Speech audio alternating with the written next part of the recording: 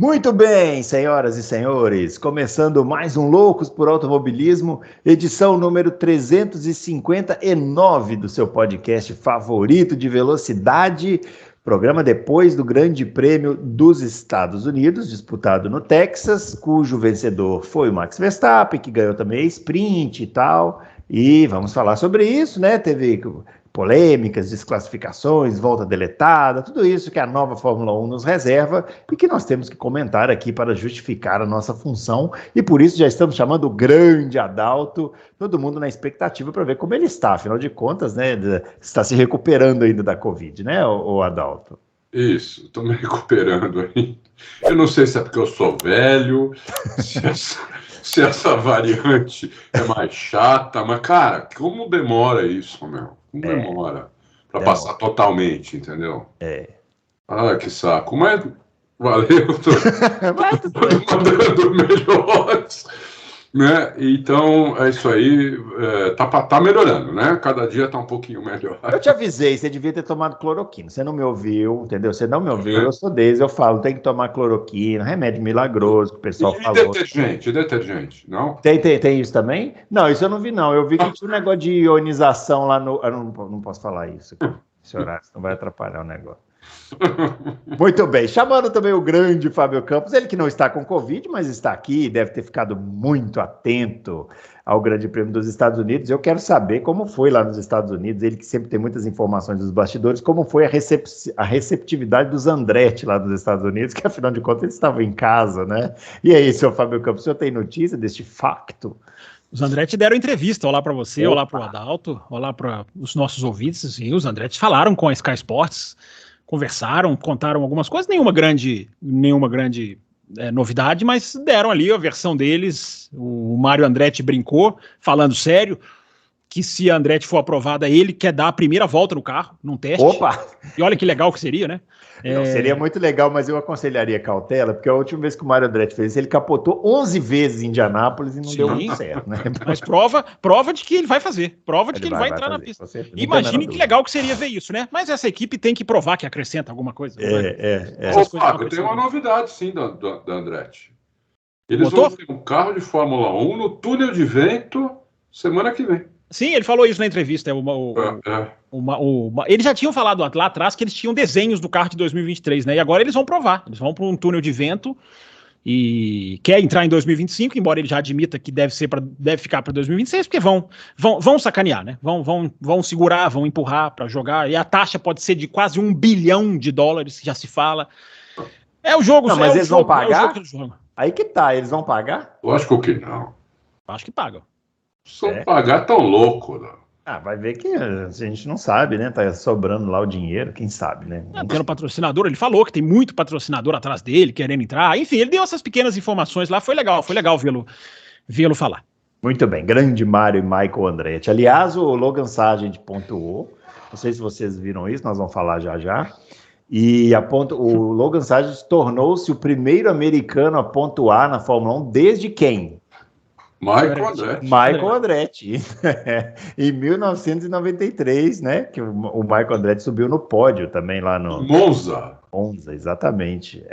Vocês vejam que a gente está reclamando aqui no Brasil, nos Estados Unidos a situação não está muito melhor em termos de piloto. Bom, os nossos twitters estão aparecendo aqui, o meu @BrunoAleixo80, o do Adalto @Adalto Racing e o do Fábio @CampusFB. E hoje começaremos pelo final.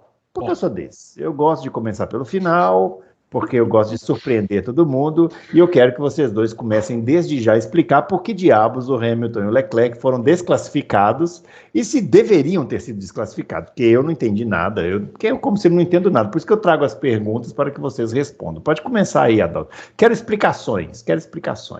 O Bruno quer começar pelo assunto mais chato. Né? Isso, vamos lá. Bom, eles foram desclassificados porque o carro deles estava aquela prancha que tem embaixo do carro, né? Você não pode desgastar, ela tem que ter no mínimo 9 milímetros de espessura, e a prancha deles, do Hamilton e do Leclerc, tinha menos de 9 milímetros. Então, eles foram desclassificados. Até aí eu acho certo. Até aí eu acho certo. O que eu acho errado é todo o resto. Né? Que seria, por favor? Por exemplo, né? Por que foram só 4 carros que foram vistoriados? Né? Quer dizer, a FIA não tem pessoal, não tem capacidade, não tem, né, para vistoriar todo mundo, ou pelo menos um carro de cada equipe. E se o carro estiver fora, vistoriar o companheiro de equipe também. Porque é evidente que tanto o Russell quanto o Sainz também deviam estar com a prancha mais desgastada do que pode, mas nós nunca vamos saber disso porque o carro deles não foi vistoriado. Entendeu? Então, isso, né, é uma coisa chata, não acontece depois, né? Fora também voltas deletadas. Então, mas deve ter um critério para essa seletividade aí, né? Não é assim, né? Tipo... Olha, teoricamente, desde 2021, é aleatório. Teoricamente, é aleatório. E eu tô vendo um monte de gente aí falando um monte de coisa. Inclusive telemetria, né? Telemetria. Eu acho bem esquisito se for telemetria, porque se for telemetria, as equipes sabem. A telemetria delas é perfeita, elas que têm os sensores, tudo lá, elas sabem. Então, eu acho, não estou dizendo que não é, mas eu acho bem esquisito, porque a telemetria das equipes é a melhor telemetria que tem. Elas iam ver isso, entendeu? Muito antes da FIA, por exemplo. Mas é isso, eu acho que essa parte é uma parte bem chata, acho que está tudo errado, né, como é feito. No mínimo, depois que pegaram o Hamilton e o Leclerc, tinham que olhar o Russell e o Sainz também. No mínimo, tinham que fazer isso, né? Mas não fizeram porque eles alegam que é demorado, não tem pessoal, é caro, não sei o quê. E a gente fica com essa cara de bobo aí, depois de 3 horas que acabou a corrida. Né? É isso. Eu acho tudo errado. Então vamos à contribuição do Fábio Campos. Vamos ver se ele está um pouco mais otimista com essa situação de desclassificações. Não, eu acho que a gente tem que fazer algumas reflexões, sim. Primeiro, com a desclassificação, nem posso me opor. Os caras vão lá, verificaram que está fora do regulamento, não tem o que fazer. Tem muita gente que vai na linha de acabar com esse regulamento. Não, o regulamento existe por um motivo, para o carro não correr muito baixo, por segurança, porque veio em 94, as imagens do Senna do carro quicando na pista antes de bater, então a regra veio lá em 94, ele já teve lá a desclassificação do Schumacher, a regra vem de muito tempo, mas eu nunca abraço essa de acaba com a regra só para ficar menos chato, né? A gente acaba tendo que conviver. Automobilismo é isso, tem um equipamento, tem uma máquina que tem que ser checada e se não tiver dentro do regulamento, o resultado muda no final. Claro que não é legal. E a gente pode discutir algumas dessas questões que o Adalto citou, né? Há uma aleatoriedade no processo que eu acho que precisa ser colocada, discutida, aprimorada, principalmente. O que a FIA tem, assim, é um pouco disso mesmo, né? Assim, não existe um critério quais carros vão ser verificados. A prancha nem é verificada toda a corrida, o que já é um erro também que eu discordo. As informações que a gente tem, muita gente foi atrás, pegou, eu fui acompanhando meio por alto, né, mas muita gente foi atrás dos boletins técnicos da FIA de todos os finais de semana. Porque a FIA tem uma lista gigantesca de coisas que ela pode checar no carro, mas ela não checa todos os carros, todas as coisas, todos os finais de semana. Então ela vai ali meio que no critério. Então, Bruno Aleixo, até o que eu peguei aqui, tem até algumas informações desencontradas, a Auto Esporte da Inglaterra dá uma lista das últimas revisões, outros sites dão outras, mas enfim, o senso comum parece que não houve, por exemplo, no Japão, nenhuma verificação de prancha, nem no Japão, nem no Catar, nenhuma verificação. Várias corridas no começo da temporada não tiveram. A última verificação física de prancha teria sido em Singapura, nos carros de Verstappen e Alonso. O Auto Esporte informa que teria havido uma verificação no Catar, mas enfim, independente das informações desencontradas, não é verificado toda hora, deveria ser. Deveria ser. Certas coisas deveriam ser verificadas todo o Grande Prêmio, como são, por exemplo, peso do carro, todos os carros, todo o Grande Prêmio. Medidas também é verificado. Oi? Medidas também. Medidas do carro, todos os carros, todo o Grande Prêmio. Eu acho que algumas coisas precisam ser verificadas todos os grandes prêmios. A asa flexível não é verificada todo o grande prêmio. Deveria ser. Porque essa é uma daquelas que são... Então, assim, a gente entende, eu acho que quem quiser entender, né, na verdade, que não dá tempo de checar todos os carros, porque os resultados iam sair só na terça-feira. A Fórmula 1 tem uma questão que é verdade, que é o problema do calendário. Quando a Fórmula 1 acaba uma corrida, ela já está embarcando para o próximo final de semana. Os caras já estão nos Estados Unidos, saindo para o México, do México já vão sair para o Brasil, então não dá para segurar todos os carros. É claro que é o mundo ideal. Verifica tudo de todos os carros, de todo momento. Mas, por exemplo, isso eu concordo com o Adalto. Quando um carro é pego fora do regulamento, o companheiro de equipe deveria ser automático. Deveria ser automático. Porque a situação que a gente tem? O Sainz foi para o pódio com um carro que pode estar irregular. Então existe o Gary Anderson, quem eu discordo várias vezes, mas muitas vezes concordo. O Gary Anderson sugere, cara, os 10 primeiros tem que verificar. Os caras que pontuam você verifica. Né? Por quê? Por que não tentar? Aí a FIA provavelmente vai contratar mais pessoas, vai exigir mais dinheiro, ok. Mas é o que eu falo da Andretti. O dinheiro está sobrando. Não está faltando dinheiro. Então dá mais dinheiro para a FIA, aprimora mais esse regulamento. A aleatoriedade no processo é muito grande, é um campeonato muito grande para se ter uma aleatoriedade de processo. Ridículo.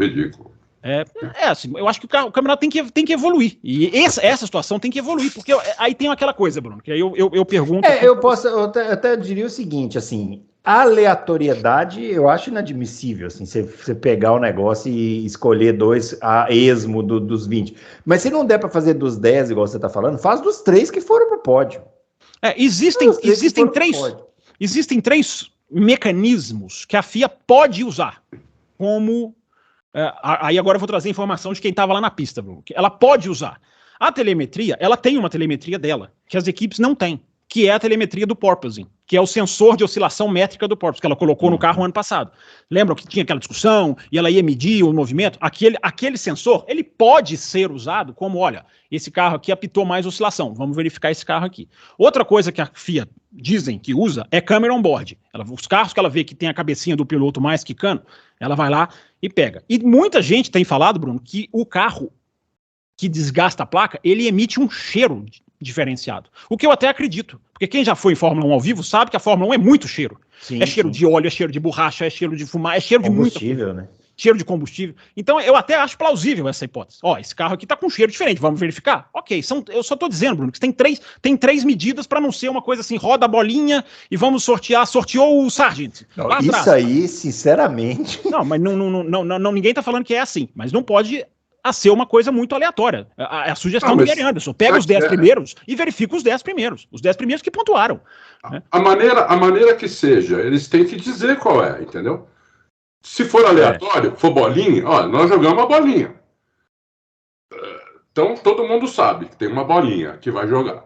Não é aleatório. Nós escolhemos pelo que o Fábio acabou de falar. Pelo sensor lá do porpoise, do kick. Ótimo, então todo mundo sabe que é por causa disso. Tem que ter uma divulgação, não pode ficar aqui, cada um achando uma coisa, ficar no achismo, tá todo mundo no achismo. Né? Então, é que eu acho que é isso. É porque o regulamento diz... o regulamento diz que é aleatório. O Race Director at his discretion, ou seja, ao seu julgamento. Então, então, mas é isso que incomoda. Assim, porque quando usa a palavra chato, que parece, é isso que incomoda, porque quando tem um resultado final da corrida, por exemplo, se você pega e fala assim, olha, os 3 primeiros serão verificados, todo mundo sabe que os 3 primeiros serão verificados. Então você já espera que entre aqueles 3 primeiros, pode ser que um deles seja desclassificado. O que é ruim para todo mundo que está envolvido no processo, inclusive principalmente para a torcida, para quem está assistindo e tal, é terminar a corrida e aquela sensação de que qualquer um pode ser desclassificado ou não, porque como vocês disseram aí, teve corrida que nem teve verificação. Por que não teve? Porque não. Então, assim, é isso que incomoda. A pior situação, assim, na verdade, não é o porquê não, Bruno, assim, na verdade, só para ajustar isso aí que você falou, que eu concordo, é porque como tem uma lista de mais de 50 coisas, eles vão de acordo com a pista. Por exemplo, no Qatar, eles alegam que não tinha porquê, porque o carro não quica no Qatar. Então, assim, pode ser aprimorado e eu concordo. O que mais me incomoda nessa situação é que tem carro que pode estar fora do regulamento e não foi verificado. Exatamente. Sim. Olha, a chance disso que o Fábio está falando é enorme, porque de 4 carros, 2 foram desclassificados, 50%. Sim. Então, Mas aí eu fico, sabe qual a dúvida que eu fico, gente? É se os caras não têm até um interesse de não ter muita desclassificação, porque vai ter muita gente que vai atacar a regra se tiver 8 desclassificações. Eu não estarei entre essas pessoas, porque nos track limits é o que eu sempre digo. Se o cara cometeu infração, que sejam 5, 10 ou 12. Eu acho que muita gente vai atacar a regra. E eu não sei se os caras ficam, isso é puro achismo meu, eu não sei se os caras ficam assim, não, vamos verificar pouco, que se desclassificar pouco não mancha a imagem, porque se desclassificar 8 vão meter o pau. Mas tem que desclassificar 8. Se tiver 8 fora do regulamento, tem que desclassificar 8. Fórmula 1 tirou uma vitória do Vettel porque ele simplesmente defendeu a posição contra o Hamilton. Você acha que eles estão preocupados com isso? Duvido. Então nada. Mas a vitória do Vettel, eles sentiram. Mas eles, entendeu? Você acha que eles estão preocupados com esse negócio? Então nada. Eu acho que isso é falta de critério. É falta de critério. Bota lá, ó, os 10 primeiros serão... Você põe um critério que é o seguinte, os 10 primeiros serão checados, e se alguém for pego nesses 10 primeiros, checa-se também o dos companheiros. Isso, é o que o Gary Anderson sugere. Isso, o Gary Anderson vai mais além. Quem entrar na zona de pontuação, por causa da desclassificação de alguém, também é checado. Por isso que eu ia falar que talvez o pódio fosse mais... Porque aí não ia ter que ser muita gente, né? Você pega os 3 primeiros, checa. Aí você checa os que entraram no lugar e checa os companheiros dos que foram punidos nessa checagem. Pronto, é isso, entendeu? É simples. Mas fazer o simples é muito difícil. É muito mais fácil fazer o mais complicado, né? Para deixar todo mundo insatisfeito. Eu também acho que assim, a desclassificação, ok, estão fora do regulamento. Não, tá fora, isso aí não tem nenhum problema quanto a isso. Mas pode-se usar essa situação, deve-se usar essa situação para evoluir. Tem que se usar essa situação para evoluir. Eu acho que devia checar um carro por equipe.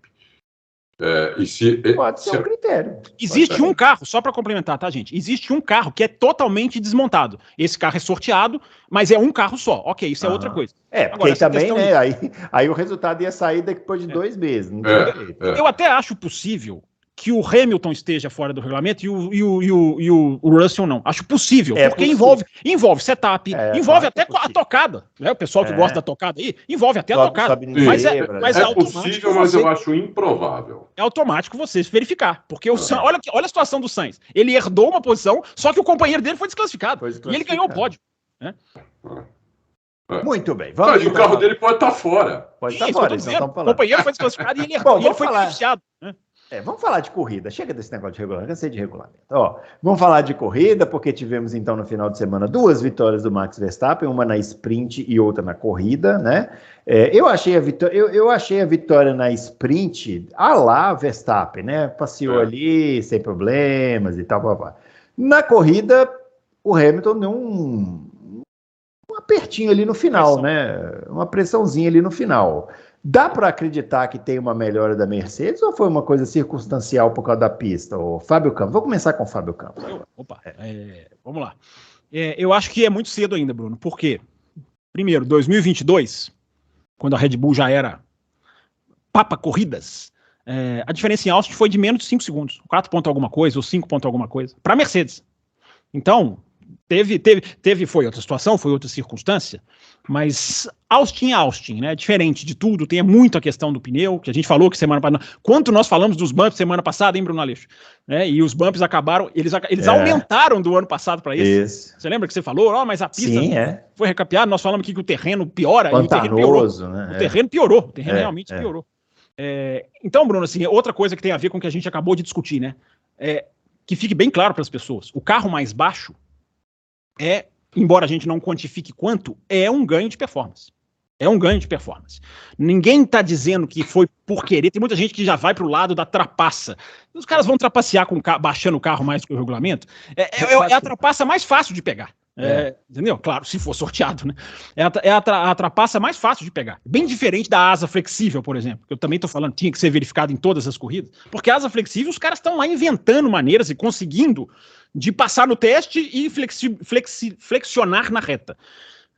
Então, Bruno Aleixo, mas enfim, voltando aqui para Austin, eu acho que o problema do freio do Verstappen, tudo que eu vi, que eu li, foi uma coisa séria, não é um probleminha qualquer, o cara perde o feeling do freio, o cara tava lá irritadíssimo lá com o engenheiro, porque o engenheiro falava na hora da freada, teve um monte de rádio, muita gente falando que ele perde a sensibilidade não só do pedal, que o pedal fica diferente, mas que ele não consegue julgar o balanço de freio, o quanto para frente, quanto para trás ele joga, que não fazia diferença para ele. Então teve essas atenuantes. No carro mais baixo do Hamilton, quer queiram, quer não, isso é um ganho de performance, como os engenheiros da Sky Sports estavam falando. Você não quantifica quanto, mas é claro que ganha. mais baixo, mais rápido. É o efeito solo, né? É a era atual que a gente vive. Então, Bruno Aleixo, a gente teve a questão das estratégias, que a gente pode discutir também, devemos discutir, mas eu acho que eu não acho que seja motivo para dizer tá chegando, não tá chegando. Eu acho que teve várias circunstâncias, teve sprint, teve os carros engessados, teve esse problema do freio, teve uma Red Bull que com um pneu era bem melhor do que com outro pneu.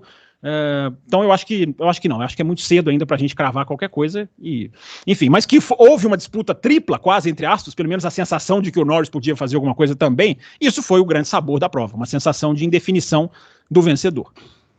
Indefinição, é isso aí que você falou, que para mim é a chave da coisa, né? Assim, de uma certa maneira a corrida ficou um certo suspense ali, embora, não sei, eu ainda fico com a sensação de que o Verstappen tem uma reservinha ali, sabe? Mas eu também. Não dá para saber, né? Não dá para saber. E aí, Adalto?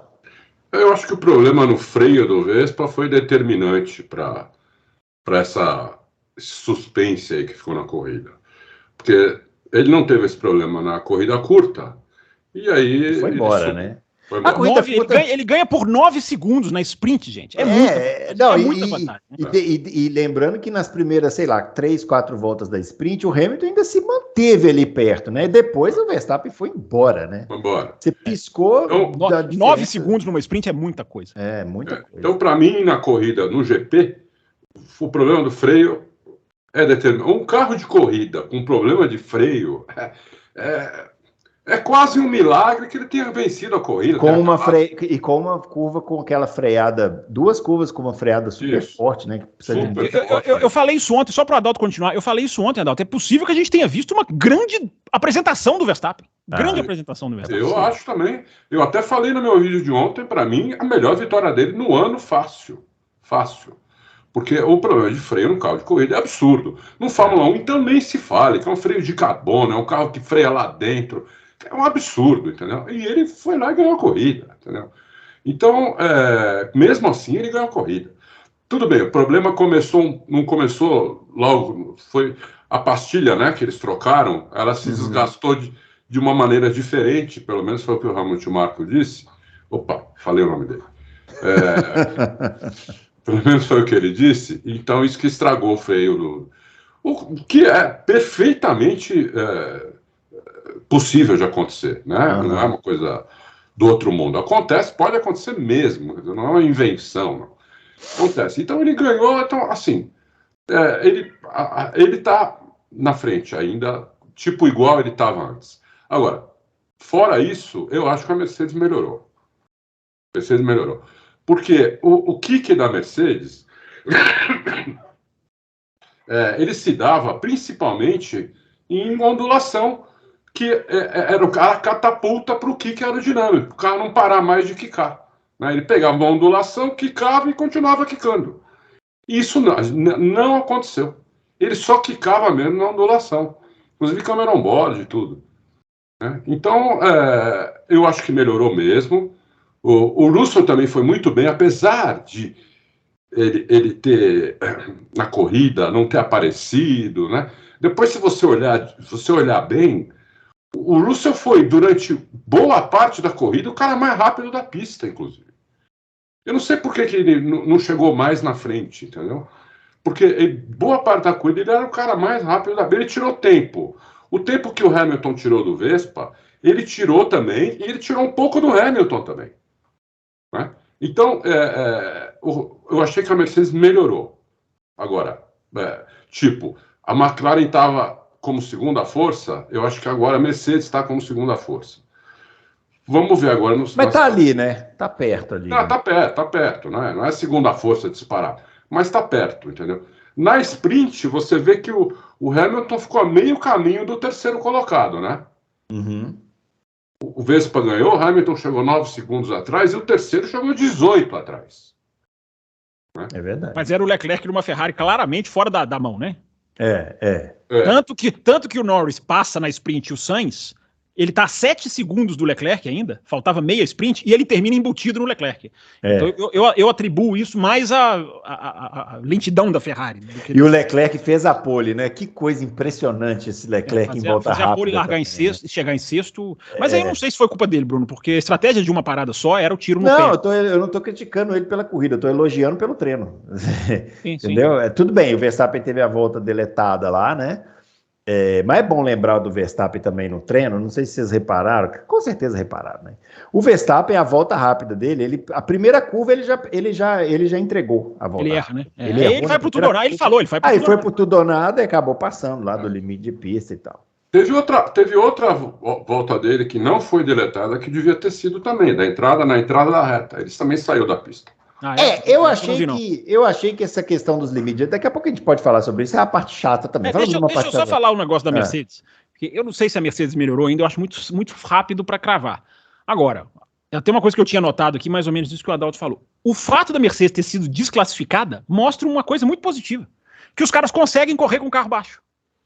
Porque antes, o carro muito baixo ou era o porpoise ou era o carro muito duro. Vocês lembram, Mônaco? O carro ficava tão duro, da suspensão tão dura, que quicava. Então, o fato do Hamilton ter sido desclassificado tem um lado positivo. Porque assim, nós conseguimos baixar o carro e ganhar performance. Fora do regulamento, ok, não pode. Tem que ajudar. Agora, é um erro explicável, porque só tiveram um treino e aí fecha para sprint. São coisas da sprint. São essas coisas. Muita gente fala, a Mercedes trapaceou. Gente, é um final de semana de sprint. As próprias equipes medem a placa entre a sexta e o sábado. Elas fazem a medição delas. Não tinha entre sexta e o sábado, quando o parque está fechado.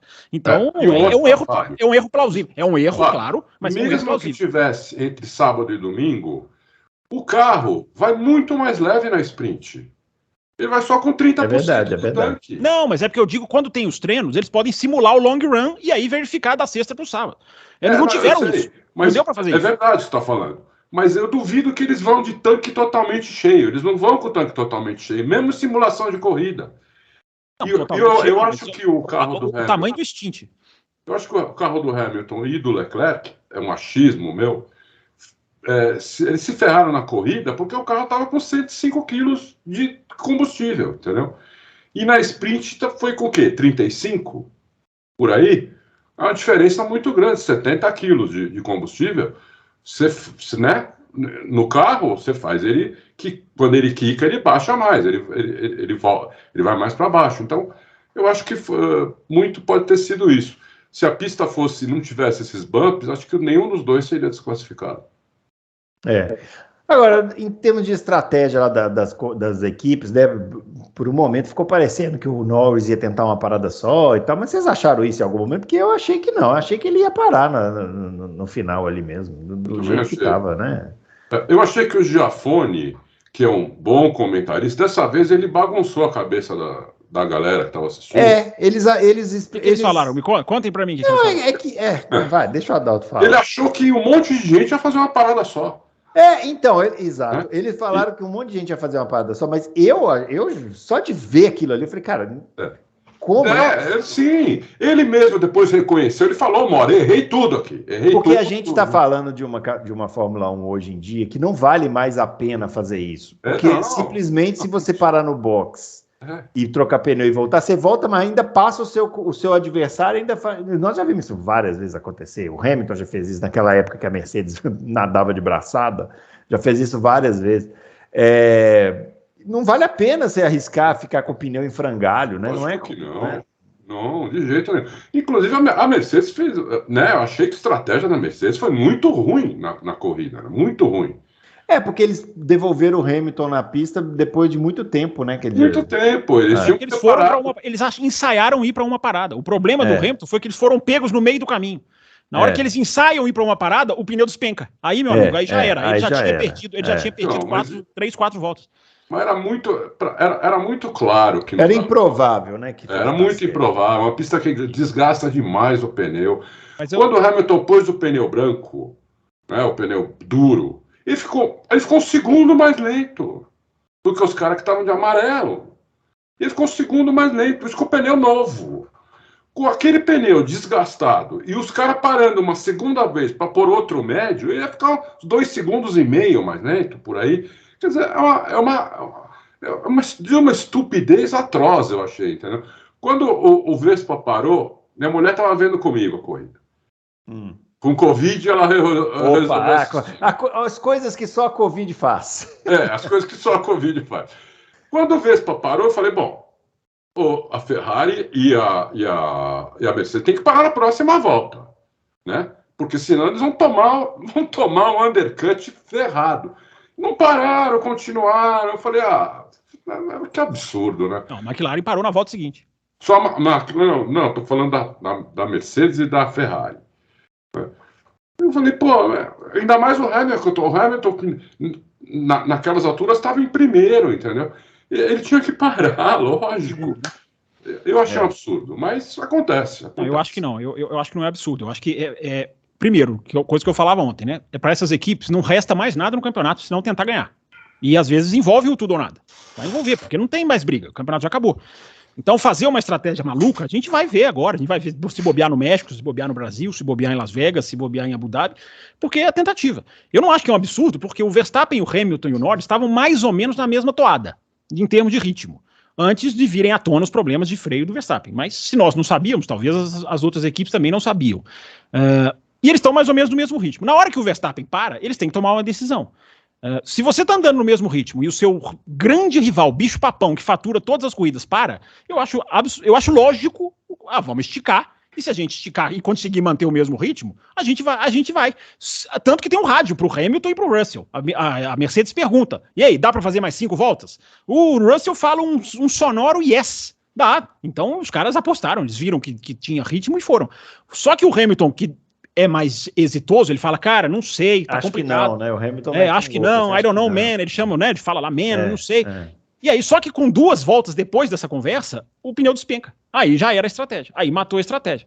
Mas eu acho plenamente plausível. Agora, depois da corrida, é claro que é facílimo falar. Mas durante a corrida, você fala, cara, podem tentar uma parada, quem sabe não vai dar. Né? Vale Fórmula Pneu, numa pista cheia de bump, desgastante pro pneu, curvas de alta, freadas violentas. Para mim, eu na hora falei. Os caras estão cheios de informação lá. Se os caras tivessem informação de que não ia dar, eles não teriam tentado. Eu acho que é muito mais uma estratégia tudo ou nada, vamos para ganhar esse troço, e que acabou, claro, não se mostrando a estratégia correta. Tanto que o Norris, ele coloca o pneu branco. Aliás, a McLaren tinha 2 brancos novos. Ela tinha meio que ir para o caminho dos 2 brancos. O Norris para na 17 e depois coloca o branco e para na 34 de novo. Muito curto o stint para um pneu branco. Então, é mais um exemplo de tudo ou nada. Mas eu acho que essa segunda parada que ele fez não foi para marcar o Verstappen? Não, foi não, mas ele para primeiro. Ele para primeiro, porque ele fala para tentar o undercut. Porque eu acho que ele fala... Exatamente, eu acho que ele pensa o seguinte, bom, o Verstappen vai parar de qualquer jeito. Se eu parar agora, eu ganho velocidade e tal... Sim. Só que acabou não dando certo. Não dando certo. Mas eu acho que todas as estratégias faziam parte ali. Claro, uma parada só, eu até acho isso mais da Ferrari. Porque a Ferrari já é um carro que maltrata pneu, e colocar o pneu exposto a isso, para ela é mais questionável. Eles mataram o Percival, né, mano? Eles mataram o Percival fazendo isso, né, com ele. Mataram o cara. Ficar na pista? Entendeu? Mataram ele. Ele foi tomou do Sainz, em vez de ele ir para frente, ele foi para trás. Tomou do Sainz e tomou do Pérez. Mas a Ferrari é difícil, né? O carrinho da Ferrari é complicado, né? Muito ruim. Vamos falar das brigas também, né? Vamos falar só de estratégia, vamos falar das brigas também, porque tivemos, né? Assim, algumas disputas, né? Pilotos dificultando ultrapassagens, outros nem tanto, né? E assim foi, né? A vida. Essa pista tem uma coisa boa, que é o seguinte, como ela é feita para Fórmula 1 moderna, ela é bem grande, né? Então não é aquelas pistinhas apertadas, né, que o cara tem. Então tem muito espaço para o cara manobrar ali numa briga e tal. Bem larga, né? Ela é bem larga, assim, então tem uma curva. Tem uma manobra do Stroll, olha aí, hein, vou citar o Stroll para vocês verem. Eu não sei em cima de quem. Por fora. O cara ele vem para passar, o adversário vem para dentro. Quando ele joga para cá, ele ainda tem tempo de dar uma aceleradinha para ir por fora, assim, antes de frear de novo, né? Era o Tsunoda, acho. Acho que é o Tsunoda, Foi linda a ultrapassagem bonita a ultrapassagem, né? Ultrapassagem. Teve boas ultrapassagens na corrida, né, Adalto? Teve boas. Por isso que eu falei, eu achei que a corrida foi boa. Eu gostei da corrida. E gostei muito da atuação do Vespa por causa do problema do freio dele. Achei que ele foi bem demais. Deviam ter dado para ele o piloto do dia e nem de jeito nenhum para o Norris, porque o Norris se mostrou um frangote, né? Tchutchuca do Vespa. Os termos é que são maravilhosos, né? Os termos são incríveis. Porque, Explica aí o que é isso, que olha, eu não consigo compreender na minha cabeça. não dá para entender. Nós vamos colocar agora o vídeo aí. O vídeo, vamos ao vídeo. Vamos ao vídeo, né? O vídeo, Mas em primeiro lugar na corrida, o Vespa chega e ele abre pro Vespa. Não é que ele nem tenta, nenhuma curva. Eu até entenderia, assim, não vai ficar segurando o Vespa várias voltas, porque é capaz ele ferrar com o pneu dele, mas nenhuma curva. Quer dizer, ali se ele segura o Vespa naquela ultrapassagem, né, que o Vespa veio, ele deixou todo o lado de dentro, ele teria condição de segurar o Vespa até pelo menos a reta de chegada no mínimo, né? Para até ele ganhar tempo também para ele, né? Para depois ele poder fazer mais uma parada, tudo. Mas não, ele deixa aberto. Olha o vídeo aí, olha o que ele faz.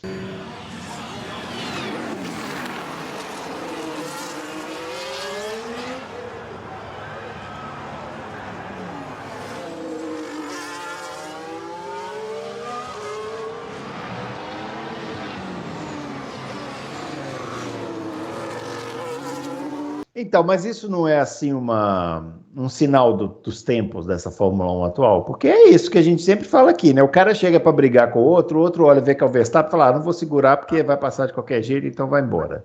Não estou defendendo, não. Eu discordo. Mas, assim, é o que os caras pensam, né? Tanto que o mesmo Norris... mas eu acho que quando você está em primeiro, entendeu? Quando você está em primeiro, teu carro tá bom, né? Não é que teu carro tá horrível, você está em primeiro porque aconteceu algum problema, choveu, teve... Não, teu carro tá bom, né? Aliás, você já largou, você já fez uma super classificação, já largou em segundo ou terceiro, não lembro mais, e você está em primeiro, entendeu? E chega um cara, você não disputa nenhuma curva? Nunca vi isso, cara. Mas o mesmo Norris, ele dificultou para o Hamilton, né? Depois, quando foi o Hamilton, talvez ele tenha se ligado, não posso deixar tão fácil assim.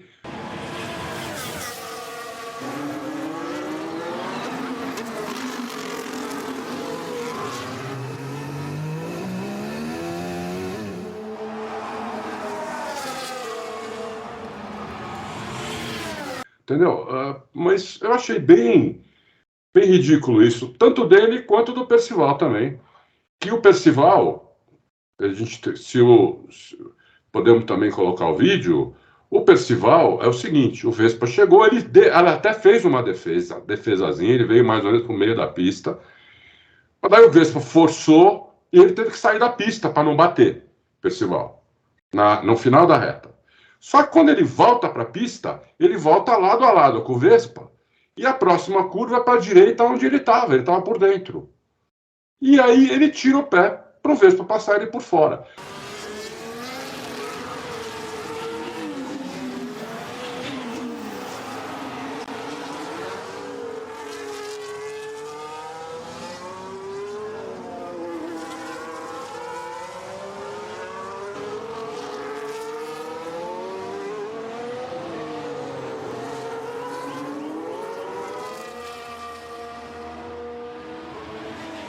Quer dizer, eu achei essas duas manobras, tanto do Norris quanto do Leclerc, manobras muito assim, muito fácil. Tem que ir para briga, tem que dar uma emoção, até para a equipe, entendeu? Eu segurei o cara aqui 4, 5... Mas a equipe não gosta. Sei lá, mas não. O engenheiro deve ter chegado e falado assim, deixa passar, porque ele é mais rápido. A gente já sabe como é que funciona, né? Mas não era tão mais rápido assim. Pouca coisa mais rápido, não era tão mais. Tanto é que ele passa e o Norris continua atrás dele um tempão, pertinho dele, abre DRS, tudo, entendeu? Não é que ele vinha muito mais rápido, ele era um pouco mais rápido. Eu achei bem ridículo isso daí. A gente podia pôr agora o vídeo do Verstappen. Já foi, você tá falando aí, já passou, entendeu? Aqui é rápido, rapaz, aqui não é demorado. Ô, Fábio Campos, e essas brigas aí? Gostardes das brigas?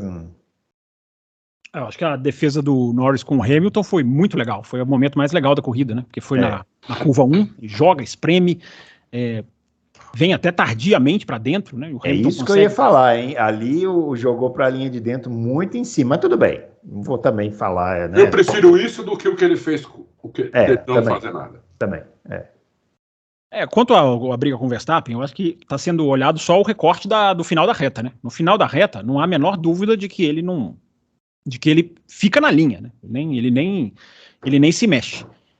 Mas ele briga nas curvas seguintes. Né? Nas curvas seguintes ele ataca. Eu acho que é muito mais um erro ou um julgamento de como fazer, embora exista isso, né? Exista esse mal da Fórmula 1 moderna, né, Bruno? Eu até fiz uma live antes da corrida, e uma das coisas que eu falei nessa live foi isso.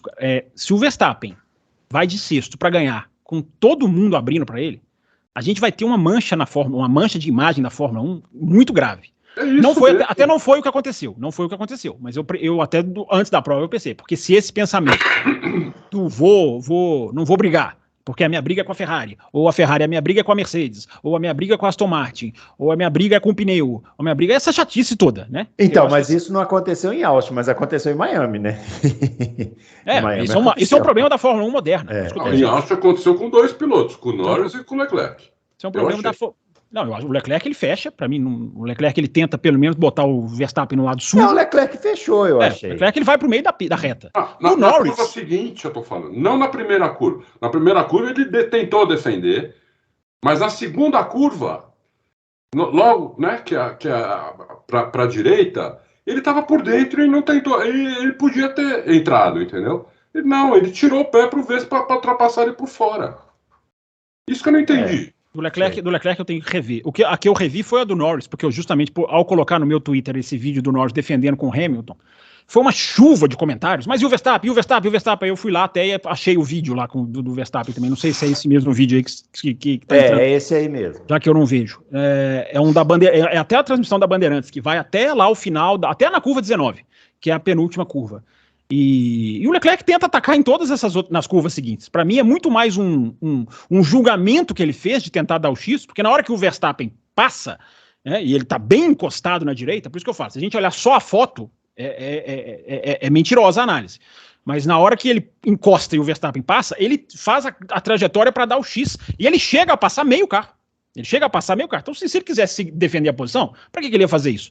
Aí o Verstappen por dentro, ele passa, coloca de novo, ali, né? E aí nas curvinhas lentas, lá que são aquela 14, 15, o Norris claramente tentando trajetória diferente para tentar jogar uma trajetória melhor.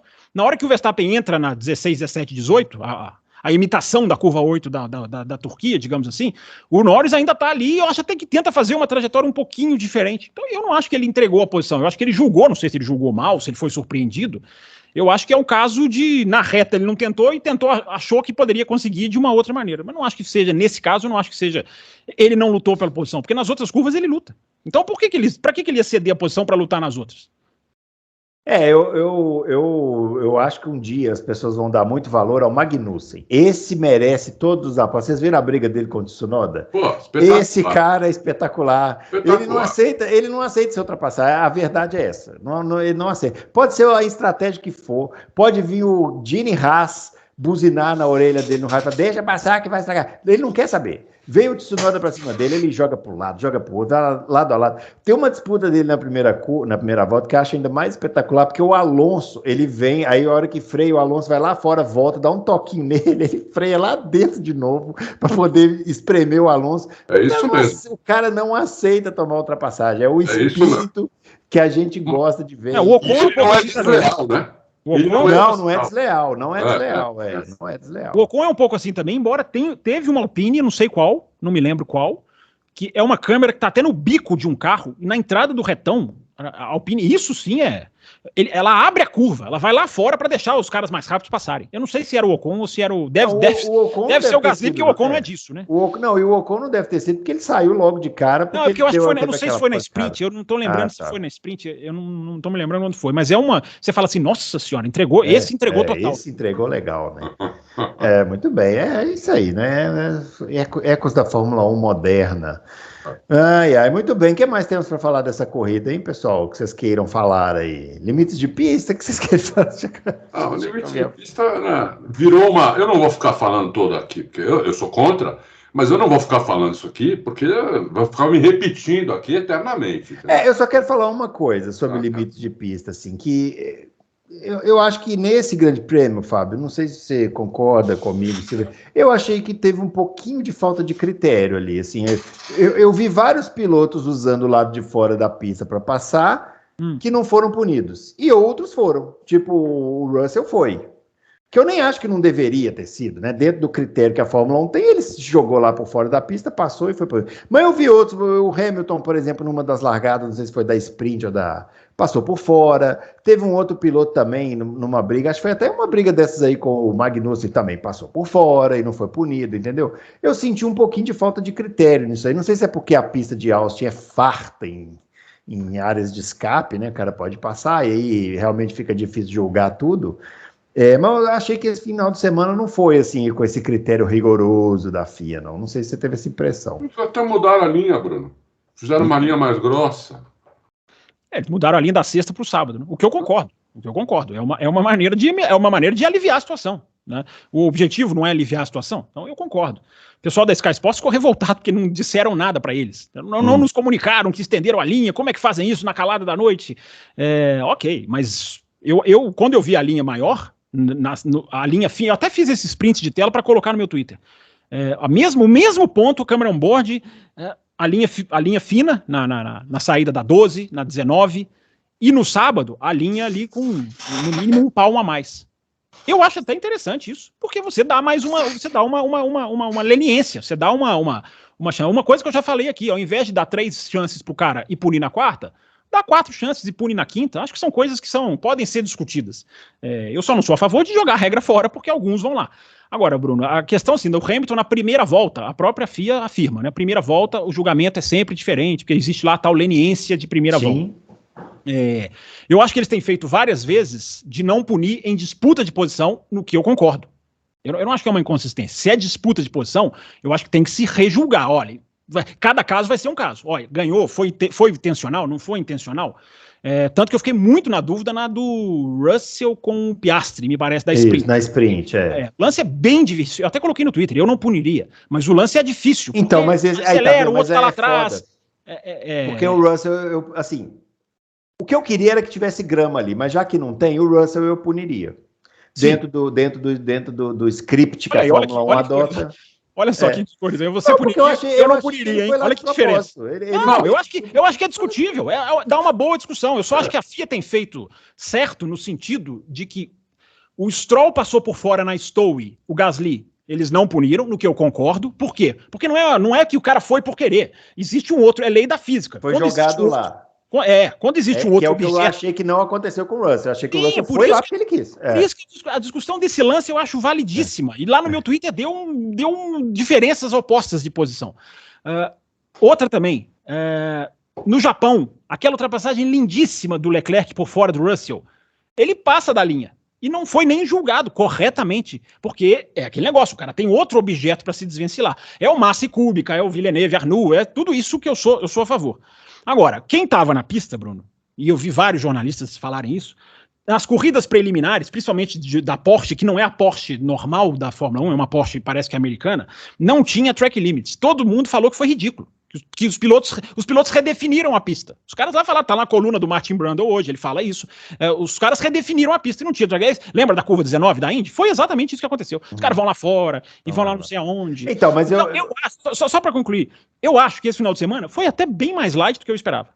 Eu também achei. Porque a pista tem um monte de curva para track limits, é muito asfalto, foi bem mais light. Eu acho que está havendo uma diminuição que os pilotos estão meio que aprendendo. Foi muita coisa na Áustria, muita punição na Áustria, diminuiu no Qatar, e se você tirar Pérez, Stroll e Gasly do Qatar, cai muito abaixo das 51 oficiais, e agora acho que diminuiu. Então eu acho que o trabalho continuo dizendo, tem que se pensar numa tecnologia para evitar, para ser o limite. É isso que eu ia falar. Mas enquanto não tem, eu acho que o lance do Russell para mim, o lance do Russell para mim, ele ratifica tudo que eu falei aqui sobre limite, que eu penso que é o seguinte: o Russell foi lá de propósito, não tem a menor dúvida dele, ele estava por fora, falou, eu vou aqui, vou mergulhar e que se dane, foi lá e passou de propósito. Por que ele foi lá?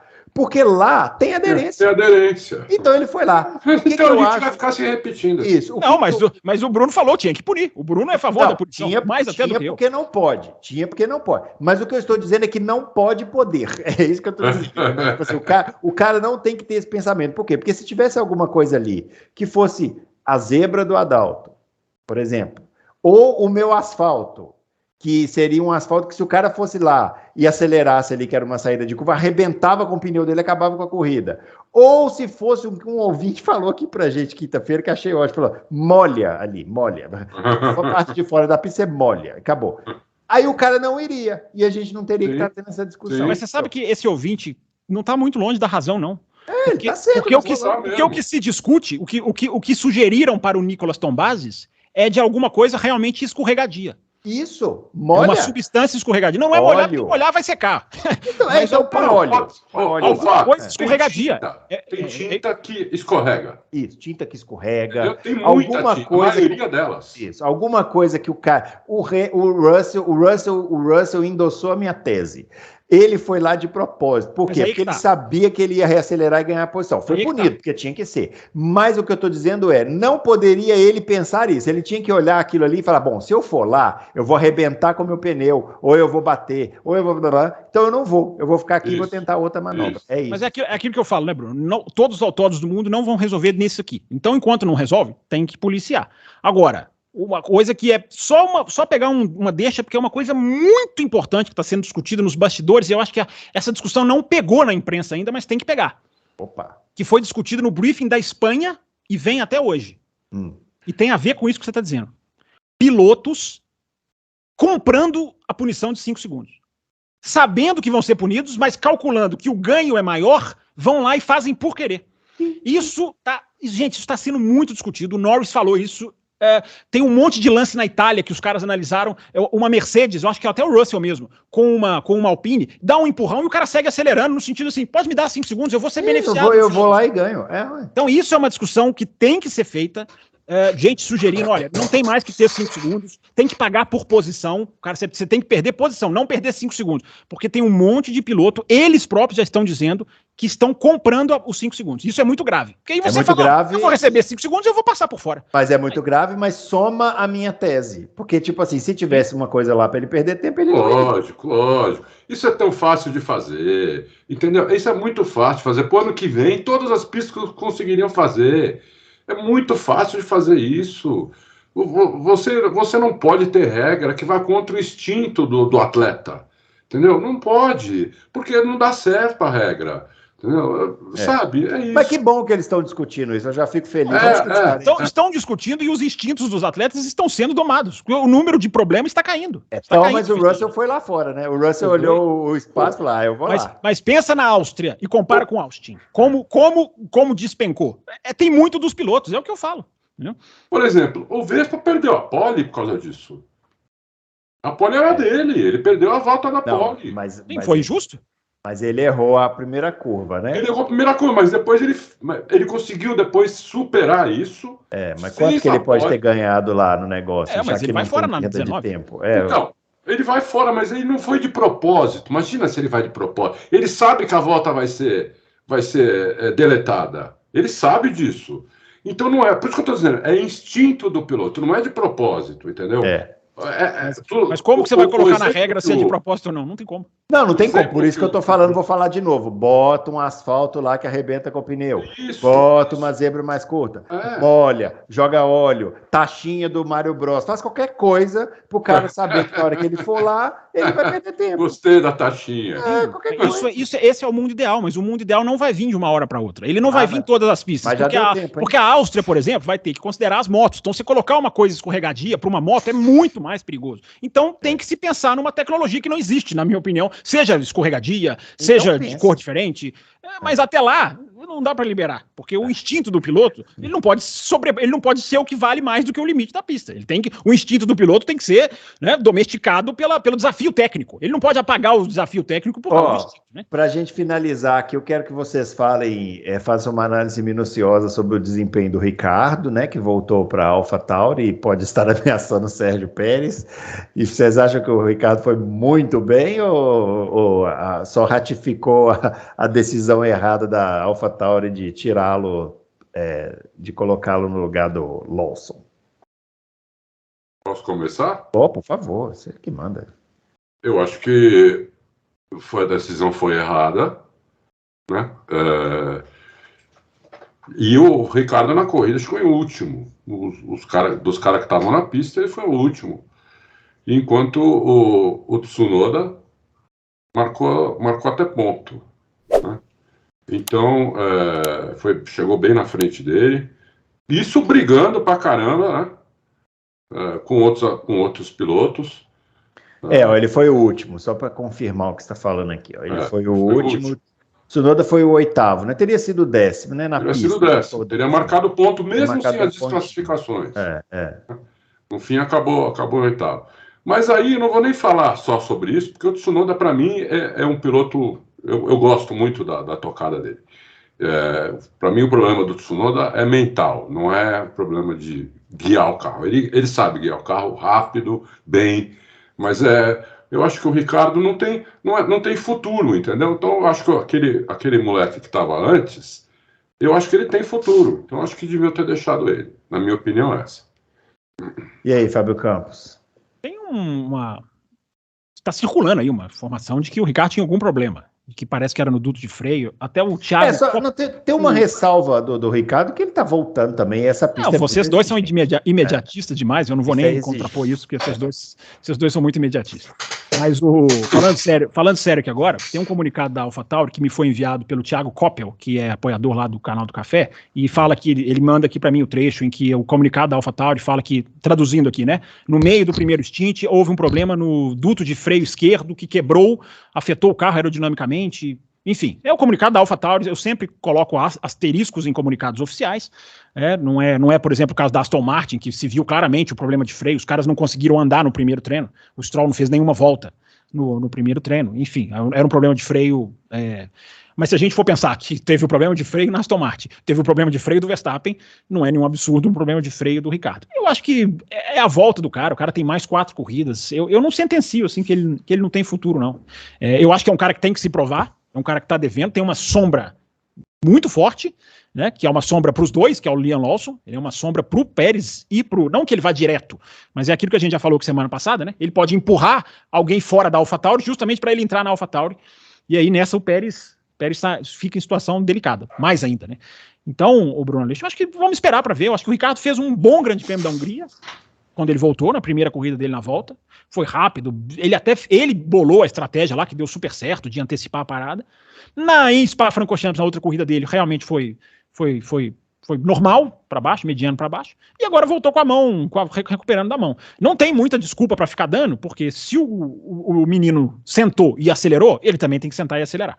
Mas, enfim, mais ainda até 4 provas pra gente ver aí, pra gente ver o que ele vai fazer. Mas ele também tá com lugar garantido pro ano que vem, já foi anunciado, né? Já foi anunciado, né? E o Pérez tá com uma sortezinha também, né? Porque nessa corrida ele não comprometeu, né? Também não foi nada demais, né? Mas não comprometeu. E ainda teve a sorte... Eu acho que foi muito mal, viu? Eu acho que foi mal. Foi lento, mas não fez nenhuma besteira, assim, não bateu. Largou em nono, Bruno. Ele foi nono, cara.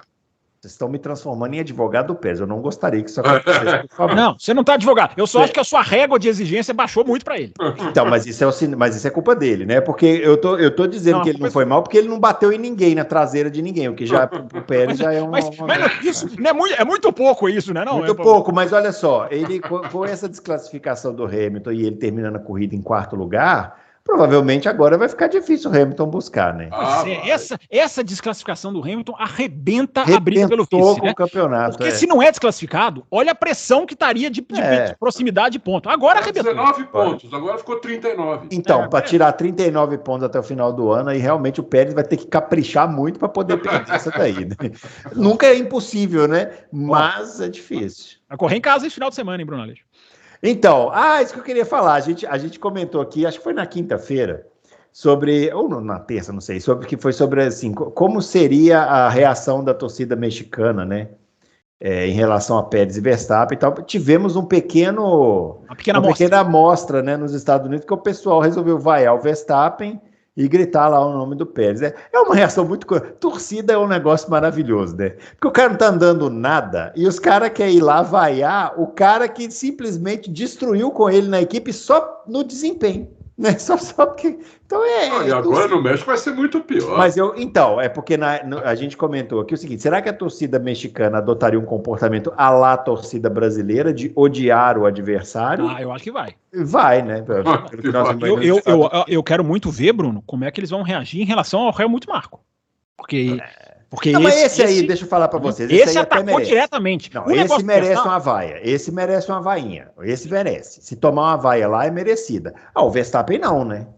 Sim, mas eu acho que tem aquele negócio do Brasil do ano passado na cabeça dos caras, né? Que eu concordo com o Verstappen nesse caso. Isso, né? Nada que dá posição, e não tem nada que dá posição para vice-campeonato. Né? Então eu concordo com o Verstappen, mas eu acho que fica na garganta. Vão vaiar o cara. É isso que você falou, Bruno. O torcedor não é racional. O que diferencia o jornalista do torcedor? É muito importante a gente falar isso, porque quando a gente fala isso, tem gente que não gosta, que acha que a gente está se achando superior. Não, o torcedor, ele pode analisar do jeito que ele quiser. O jornalista, pelo que eu aprendi, ele tem que ter um critério antes de fazer uma análise. Ele tem que ir atrás, ele tem que... Né? No caso do Pérez, é isso que vocês falaram. O Verstappen só tá acelerando, é o que você falou, Bruno. Ele tá destruindo no acelerador. Né? Mas eu não sei se vai pintar aquele negócio do Brasil do ano passado. Eles vão descer a vaia pro Verstappen, mas não vai fazer a menor diferença. Eu imagino que vai ser... Não, o Verstappen tá nem aí pra isso, né? Ainda mais agora que ele entrou pra família do Piquet, aí que ele não tá nem aí mesmo, porque os Piquet não estão nem aí pra nada de torcida e tal. Então ele deve estar aprendendo isso lá com eles. Agora, imagina o pódio no México, naquela arena, né? Porque é ali, né? O pódio ali, né? Vai ser uma coisa de louco. Você falou do conselheiro lá ser vaiado. Você sabe qual foi a maior vaia que eu presenciei na Fórmula 1? É o Balestre, né? Isso. Jean-Marie Balestre, aqui em Interlagos. Meu Deus. Eu falei, se bobear, a torcida vai invadir isso aqui. Uhum. Começaram a chacoalhar a grade. Falei, se quebrar essa grade... Então, invadem, entendeu? Então, eu acho. Peraí, como é que fizeram com a grade? Podia fazer de novo? Foi bom, assim, gostei dessa chacoalhada. A grade agradece.